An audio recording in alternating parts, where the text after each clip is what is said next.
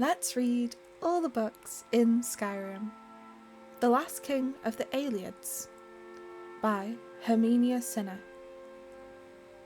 The Ayleids, or Heartland High Elves, ruled Cyrodiil in the long ages of myth before the beginning of recorded history. One of the earliest recorded dates, in fact, is the fall of White Gold Tower in 1E243, which is commonly assumed to mark the end of the Ayleids. Although Ayleid rule all over Cyrodiil was indeed broken in 1E243, this was only one of the most obvious stages near the end of a long decline. The first 2 centuries of the First Era saw increasing strife between the great Ayleid lords of Cyrodiil.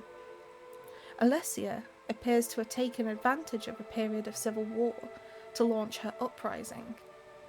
Imperial historians have traditionally attributed her victory to intervention from Skyrim, but it appears that she had at least as much help from rebel Ayleid lords during the siege of White Gold Tower. The popular image of the Ayleids as brutal slave masters is based, in fact, of course, but it is less well known that a number of Ayleid princes continued to rule parts of Cyrodiil after 263, as vassals of the new Empress of Cyrodiil. This suggests that either Ayleid rule was not universally detested, or that Alessia and her successors were more pragmatic than is traditionally believed, or perhaps some of both. In any event, excavations at a number of Ayleid sites show continued occupation and even expansion during the so-called Late Ayleid period, 1E243 to C498.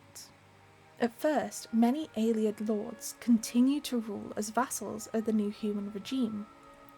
In some cases, Ayleid supporters of Alessia were even rewarded with new lands taken from slain enemies. It is not clear to what extent human slavery continued over the Cyrodiilic Empire.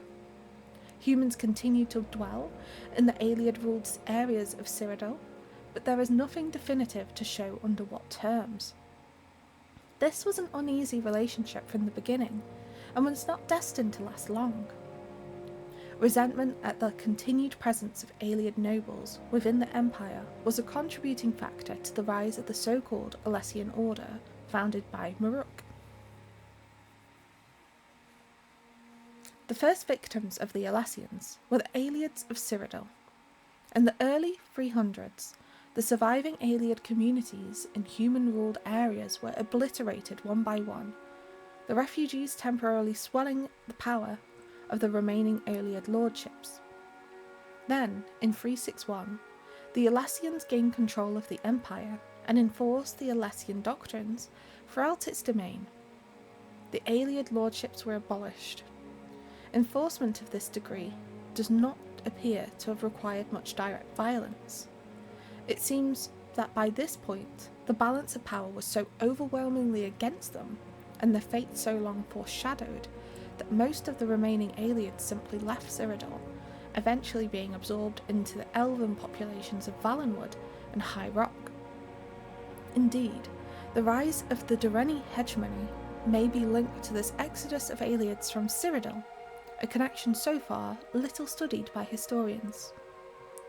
Still, a remnant Ayleid population seems to have survived the rule of the Alessians, because we hear of the last king of the Ayleids joining the battle of the Glenumbria Moors, where the Durranis decisively defeated the Alessians in 482. How this king's people survived the presiding country is unknown. We do not even know who they were, although recent research points to Nonalta as the possible resting place of this last king.